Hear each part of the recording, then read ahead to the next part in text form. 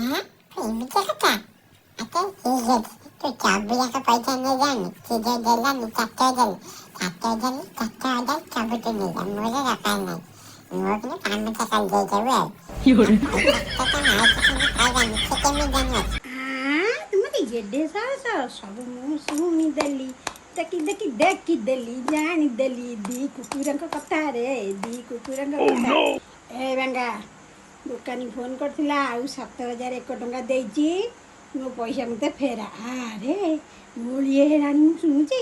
ସିଏ କହୁଛି ମୁଁ ତୋ ପାଇଁ ସାହିତ୍ୟ ଦିଦି ଠିକ୍ କରିଦେବି, ଇଏ କହୁଛି ସବୁ ପଇସା ମୁଁ ତୋତେ ଦେବି। ପଇସା ନିକାଲ ଅଭି ନହେଲେ 2 କୁକୁର ବାହାର ମୋ ଘରୁ।